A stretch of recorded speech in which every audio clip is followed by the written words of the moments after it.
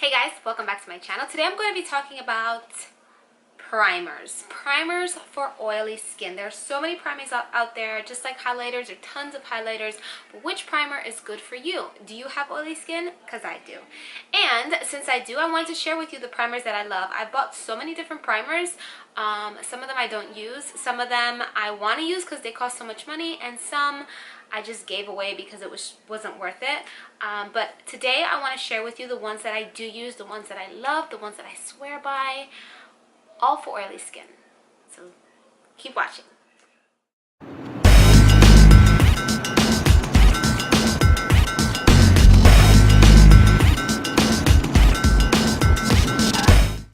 The first primer I want to talk about is L'Oreal Revitalift Miracle Blur. This technically, I guess, is a primer or is not a primer. I'm not sure, but I use it. I have the oil-free one. I love this because this just removes all the lines from my face.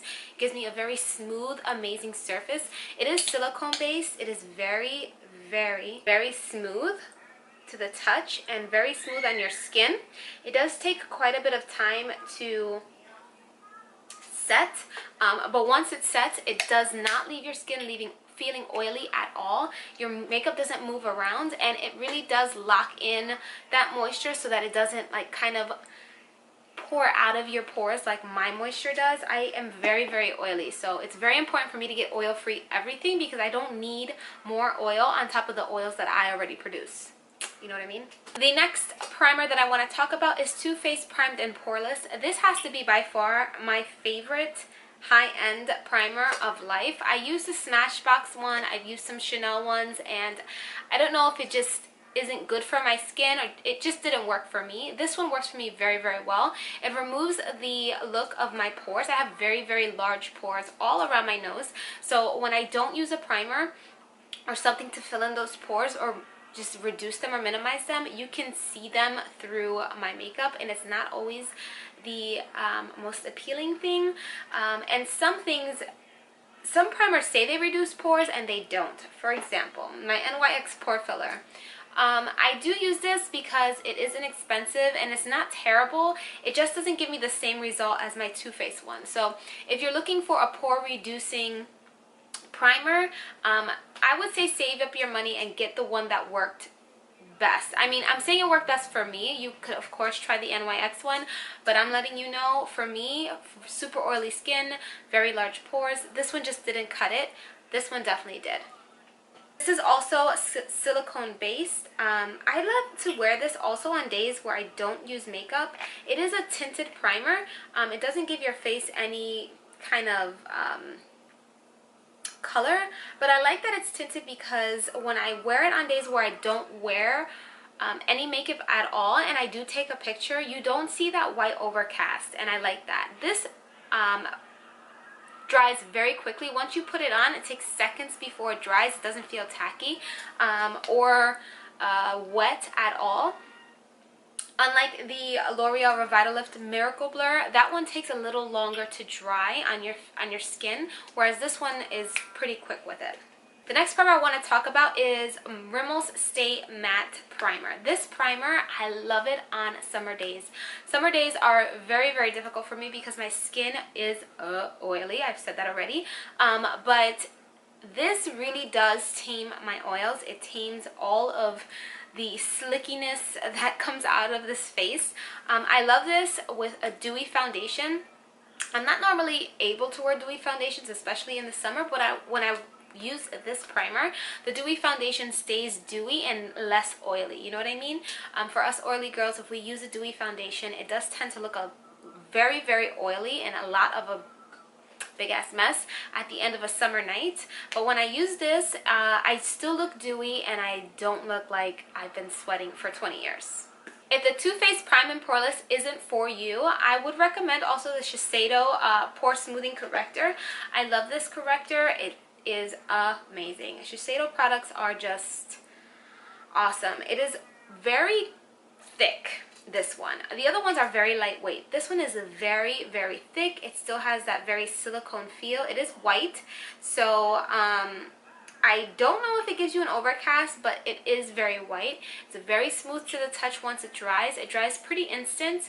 I love this. It is quite an investment because it is Shiseido, but I would recommend this over the Professional. I bought the Professional because I used to watch, well, I do watch Nicole Guerrero, and she like swears by this. She loves this, but I found for me it doesn't really reduce my pores the way that I want it to. I tried it so many times, so many different ways, and it still just doesn't do the same thing that my Shiseido pore correcting cream does. So I would recommend this, just my opinion. I would not buy this. If you had to choose between the two, I would say go Shiseido. The last thing I want to talk about is a anti-aging cream. Now, it is not a primer, but us girls need to think about anti-aging, anti-wrinkles, because it is going to happen to you, girl. It's going to happen to you. I have began exploring different skincare creams and lotions for anti-wrinkling and firming agents. I use the Chanel Le Lift.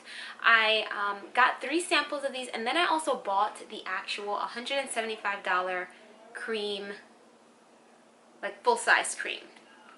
Thankfully, the business manager at the Chanel counter told me to take some samples, try them out for a few weeks, and if I liked it, to open up the full size. If I didn't, then just bring the full size in, because they will be able to, you know, refund me my money. Thankfully, she did that because I hated this. This is a very heavy cream, and I got the fine cream because I do have oily skin. I found that night that it felt really, really nice on when I put it onto my face. But in the morning, I just felt very, very oily. I don't know if it triggered oils in my skin or if the cream is just too heavy. Generally, creams are very heavy for oily skin. So if you're looking for a anti-aging, firming cream, I would go with a lotion, because lotions are a little more lightweight. Anyway, I returned that. That did not work for me at all. I went in and I got the Estee Lauder Time Zone, Advanced Time Zone. This is for age reversing lines, wrinkles, and hydrating gel. It's oil free, and it is a firming lotion. This is for combination and normal skin. You could use it AM and PM. It does not have SPF in it. Neither did the Chanel.